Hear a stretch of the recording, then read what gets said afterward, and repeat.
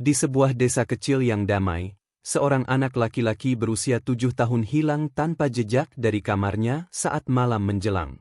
Jendela terbuka, boneka kelincinya tergeletak di tanah hutan, dan suara-suara misterius memandu tim pencari ke dalam kegelapan. Namun, ketika anak itu ditemukan, ia tidak lagi sama. Apa yang terjadi di hutan itu? Siapa, atau apa, yang telah mengambilnya? Dan apa yang sebenarnya ia bawa kembali ke desa? Jawabannya tersembunyi di tengah bayang-bayang pohon besar, tempat rahasia yang tak seorang pun berani menyentuh. Di sebuah desa kecil yang dikelilingi oleh hutan lebat, hiduplah seorang anak bernama Awan bersama kedua orang tuanya. Awan, yang baru berusia 7 tahun, adalah anak yang ceria dan penuh rasa ingin tahu. Malam itu, angin berbisik lembut di sela dedaunan, dan bintang-bintang berkilauan di langit. Tidak ada tanda-tanda sesuatu yang buruk akan terjadi. Ibu Awan, Lela, membaringkan anaknya ke tempat tidur setelah membacakan dongeng tentang pangeran pemberani yang melawan naga jahat. Awan tertidur lelap dengan senyum kecil di wajahnya, memeluk erat boneka kelinci kesayangannya. Malam itu terasa tenang, terlalu tenang. Namun, menjelang tengah malam, suara aneh terdengar dari kamar Awan. Sebuah desahan panjang yang pelan, hampir seperti bisikan. Lela yang sedang merapikan dapur berhenti sejenak, hatinya berdegup kencang. Ia berjalan pelan menuju kamar Awan, namun saat membuka pintu, kamar itu kosong. Jendela terbuka lebar, tirai melambai tertiup angin dingin malam. Awan, panggil Lela dengan panik, suaranya bergetar. Ia berlari keluar rumah, berteriak memanggil nama anaknya. Suaminya, Bima, segera bangun dari tidurnya. Dalam hitungan menit, kabar kehilangan Awan menyebar ke seluruh desa. Warga desa berkumpul dengan membawa lentera, obor, dan senter. Mereka menyusuri jalan setapak, pekarangan rumah, hingga ke tepi hutan. Suara, Awan, Awan, bergema di malam yang pekat. Namun, tidak ada jawaban. Lela menangis terseduh-seduh di pelukan Bima. Ia merasa bersalah telah meninggalkan Awan sendirian di kamar.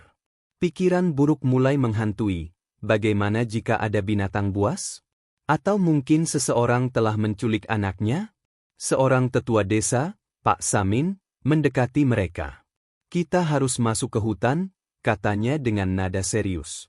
Hutan ini punya banyak cerita. Tidak semua yang hilang bisa ditemukan kembali. Kata-katanya membuat bulu kuduk berdiri. Hutan itu memang terkenal angker. Banyak cerita tentang suara-suara aneh, bayangan yang melintas cepat, bahkan beberapa orang yang pernah hilang tanpa jejak. Namun, tidak ada waktu untuk ketakutan. Awan harus ditemukan. Tim pencari memasuki hutan dengan hati-hati. Angin malam terasa menusuk tulang, dan kegelapan melingkupi mereka meski lentera menerangi jalan.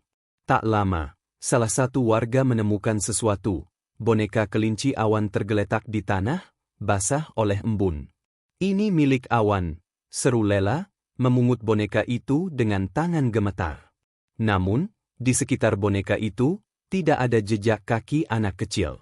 Hanya ada tanah yang kering dan dedaunan gugur. Bagaimana boneka itu bisa ada di sana? Mereka melanjutkan pencarian, dan semakin dalam mereka masuk ke hutan, semakin aneh suasananya.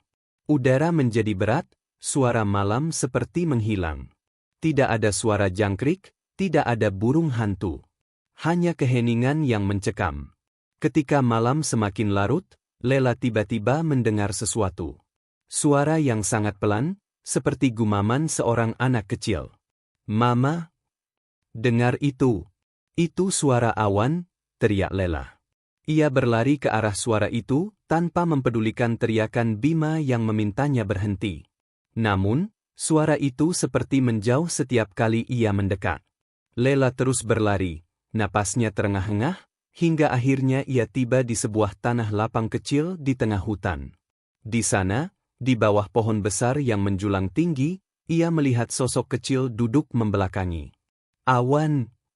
Lela berlari mendekati sosok itu. Tapi ketika ia menyentuh bahunya, sosok itu perlahan menoleh. Wajahnya pucat, matanya kosong, dan bibirnya melengkung dalam senyum yang tidak wajar. Lela berteriak, tubuhnya lemas. Namun, Bima dan warga lainnya tiba tepat waktu.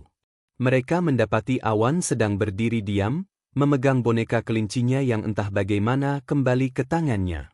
Wajahnya tidak lagi terlihat seperti sosok yang menyeramkan, melainkan hanya anak kecil yang kebingungan. Awan. Bima memeluknya erat. Tapi ada sesuatu yang aneh. Awan tidak berbicara sepatah kata pun. Ia hanya memandangi mereka dengan tatapan kosong. Mereka membawa Awan pulang, tetapi sejak malam itu, Awan tidak pernah menjadi anak yang sama. Ia tidak pernah berbicara lagi, tidak pernah tersenyum. Setiap malam, ia berdiri di jendela, memandang hutan dengan tatapan kosong, seperti sedang menunggu sesuatu. Desas-desus pun menyebar di desa. Beberapa warga percaya bahwa Awan telah diambil oleh penghuni hutan, namun dikembalikan dengan syarat yang tidak diketahui. Lela mencoba segala cara, membawa Awan ke dokter, tabib, bahkan seorang dukun terkenal. Namun, tidak ada yang bisa mengembalikan keceriaan Awan. Suatu malam, Lela mendapati Awan berdiri di depan jendela seperti biasa. Namun kali ini, ia memegang sebuah benda kecil di tangannya, sebuah daun yang tampaknya berasal dari pohon besar di tengah hutan. "Apa itu, Nak?" tanya Lela dengan suara gemetar. Awan menoleh perlahan, dan untuk pertama kalinya, ia tersenyum tipis. Tapi senyumnya tidak membawa kehangatan, melainkan rasa dingin yang menusuk. "Aku harus kembali," bisiknya. Dan sebelum Lela bisa menghentikannya, Awan berlari ke dalam kegelapan malam, menuju hutan yang mencekam. Awan berlari dengan kecepatan yang mengejutkan untuk anak seumurnya. Lela dan Bima mengejarnya dengan napas memburu, menerobos semak belukar dan ranting-ranting yang tajam. Tapi Awan terus berlari, seperti dipandu oleh kekuatan yang tak terlihat. Mereka mengikuti suara langkahnya hingga tiba di tengah hutan, di mana pohon besar itu berdiri menjulang. Awan berhenti di sana, berdiri diam dengan kepala menunduk. Ketika Lela mendekat, ia mendengar Awan berbicara pelan, hampir seperti berbisik. "Aku sudah kembali. Aku sudah membawa mereka." "Membawa siapa, Nak?" Lela mencoba mendekati Awan, tapi sesuatu menghentikannya. Udara di sekitar pohon terasa berat, penuh dengan aroma tanah basah yang aneh, seperti bercampur darah. Tiba-tiba, tanah di sekitar pohon itu bergerak pelan, seolah bernafas. Bima menarik Lela ke belakang. "Kita harus pergi dari sini sekarang," katanya dengan panik. Tapi sebelum mereka sempat bergerak, suara tawa kecil terdengar di udara. Tawa anak-anak, lembut tapi tidak wajar. Warga desa yang mendengar teriakan Lela dan Bima segera menyusul. Ketika mereka tiba, Awan sedang duduk di akar pohon besar itu, memegang boneka kelincinya yang kini tampak usang dan penuh bercak tanah. Wajahnya tenang, seperti tidak ada yang terjadi. Tetua desa, Pak Samin, menatap pohon itu dengan ekspresi ngeri. "Kita harus pergi dari sini. Cepat," katanya, menarik Awan dari akar pohon. Namun, sebelum mereka meninggalkan tempat itu, salah seorang warga, Pak Dirman, memperhatikan sesuatu. Ada pahatan-pahatan aneh di batang pohon besar itu, seperti simbol-simbol kuno. Beberapa di antaranya menyerupai wajah anak kecil yang sedang tersenyum. "Ini bukan pohon biasa," gumam Pak Dirman. "Pohon ini menyimpan sesuatu." Setelah kejadian itu, Awan kembali ke rumah, tapi ia tidak pernah sama lagi. Ia semakin pendiam dan sering berbicara sendiri di malam hari. Lela sering mendapati Awan menggambar sesuatu di dinding kamar dengan kapur, gambar-gambar aneh yang menyerupai simbol di pohon besar itu. Gambar wajah-wajah yang tersenyum, tapi senyumnya terasa janggal, hampir menyeramkan. Lela semakin takut. Ia meminta bantuan seorang dukun terkenal dari desa sebelah, Bu Ratih, yang dikenal bisa melihat hal-hal gaib. Ketika Bu Ratih melihat Awan, ia langsung pucat pasi. "Ada sesuatu yang menempel padanya," kata Bu Ratih. "Bukan roh biasa. Ini adalah jiwa-jiwa yang tertinggal, mereka yang diambil oleh pohon itu. Bima, yang selalu rasional, mencoba menyangkal. Ini hanya trauma. Dia akan sembuh dengan waktu. Namun, malam itu, sesuatu terjadi. Lela terbangun oleh suara tawa. Tawa anak-anak yang lembut, tapi memenuhi rumah dengan gema yang tak wajar. Ketika ia masuk ke kamar Awan, ia menemukannya sedang berdiri di depan jendela, memandang hutan dengan tatapan kosong. "Aku harus kembali," katanya, dengan suara datar. Mereka menunggu. Lela mencoba menahannya, memeluknya erat-erat. Tapi tiba-tiba, angin kencang menerobos jendela. Suara bisikan memenuhi ruangan, dan Awan menarik diri dari pelukan ibunya dengan kekuatan yang tidak biasa untuk anak kecil. Ia berlari keluar rumah, ke arah hutan, sementara Lela dan Bima mengejarnya dengan panik. Warga desa yang mendengar keributan itu ikut keluar, membawa obor dan senter, tapi Awan sudah terlalu jauh. Mereka hanya bisa mendengar suara langkahnya yang semakin menghilang di kegelapan. Ketika mereka tiba di pohon besar itu, Awan tidak ada di sana. Hanya ada boneka kelinci yang tergeletak di akar pohon. Lela jatuh berlutut, menangis histeris.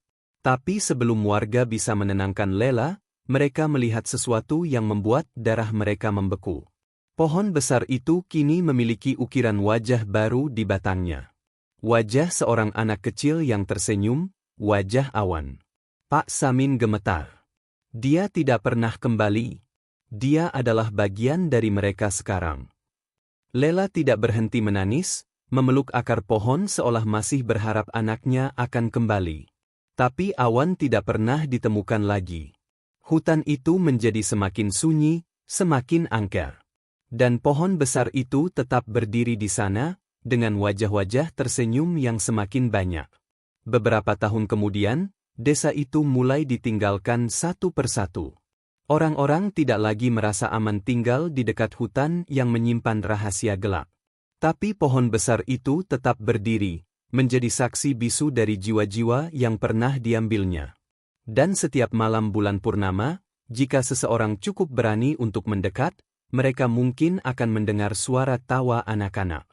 Lembut, bergema, dan menyeramkan.